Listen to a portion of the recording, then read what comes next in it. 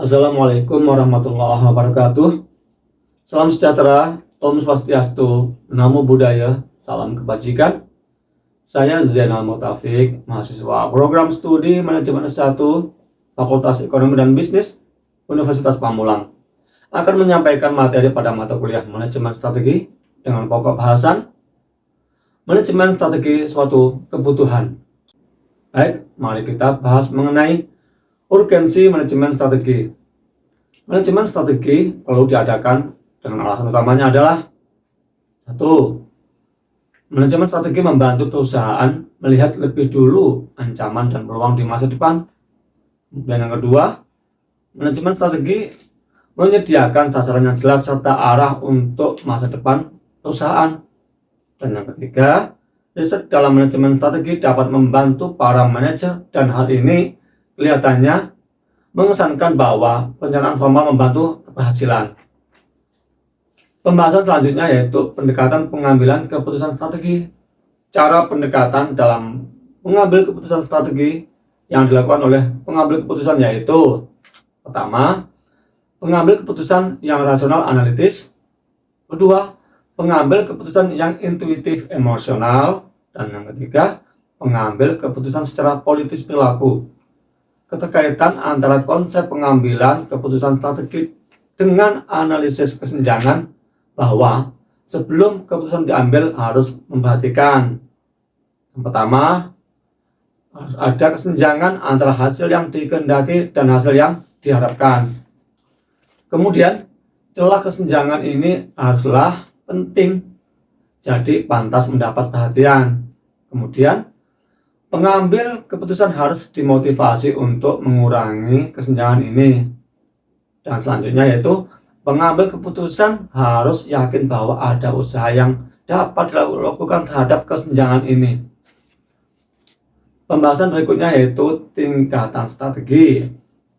Terdapat 3 tingkatan strategi dalam organisasi, yaitu: yang pertama, strategi tingkat perusahaan atau corporate strategy. Yang kedua, strategi tingkat bisnis atau business strategy. Dan yang ketiga, strategi tingkat fungsional atau functional strategy. Strategi tingkat perusahaan atau corporate strategy ditetapkan oleh tingkat manajemen strategi di dalam organisasi dan mengarah kepada bisnis apa yang akan dilakukan serta bagaimana sumber daya dialokasikan di antara bisnis tersebut.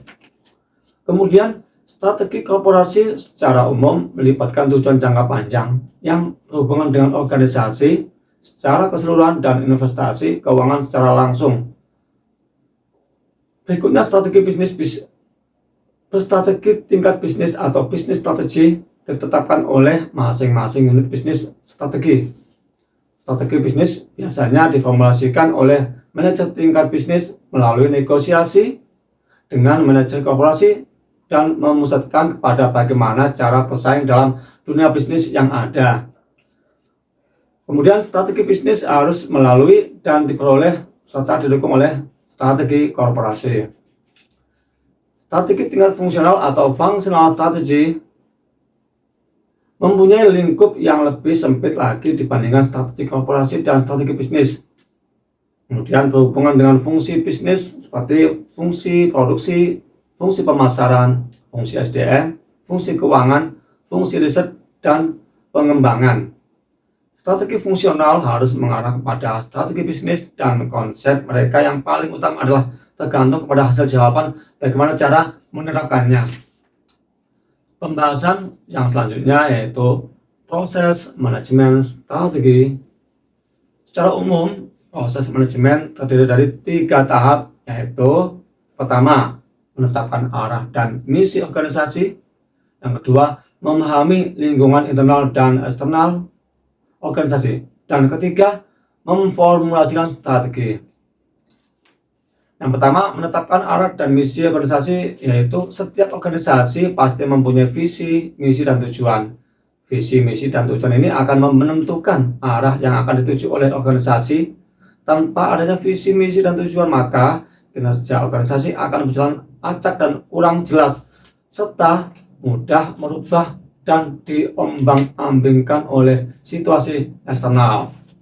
Perubahan yang tidak mempunyai visi, misi, dan tujuan seringkali bertindak spontanitas dan kurang sistematis, seperti yang dilakukan oleh pedagang kecil yang hanya untuk memperoleh sesuap nasi.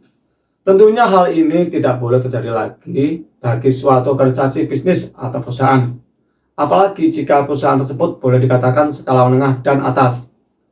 Kemudian yang kedua, memahami lingkungan internal dan eksternal, yang tujuan analisis lingkungan adalah untuk dapat mengerti dan memahami lingkungan organisasi sehingga manajemen akan dapat melakukan reaksi secara tepat terhadap setiap perubahan.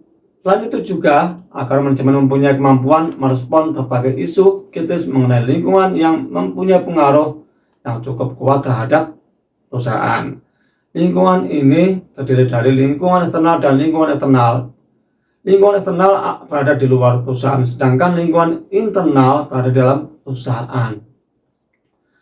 Lingkungan eksternal memiliki dua variabel, yakni peluang atau opportunity dan ancaman atau threats. Terdiri dari dua bagian, yaitu lingkungan tugas dan lingkungan umum. B. Lingkungan internal memiliki dua variabel, yakni kekuatan atau strength dan kelemahan atau weakness, yang mencakup semua unsur bisnis yang ada di dalam perusahaan seperti struktur organisasi perusahaan, budaya perusahaan, dan sumber daya. Nah, yang ketiga, memformulasikan strategi. Formulasi strategi melibatkan penetapan serangkaian tindakan yang tepat guna pencapaian tujuan perusahaan. Formulasi strategi ini meliputi pengembangan misi bisnis, analisis SWOT, mengidentifikasi peluang dan ancaman eksternal, serta mengukur dan menetapkan kelemahan dan kekuatan internal dan menetapkan tujuan jangka panjang. Baik, demikian materi dari saya. Terima kasih.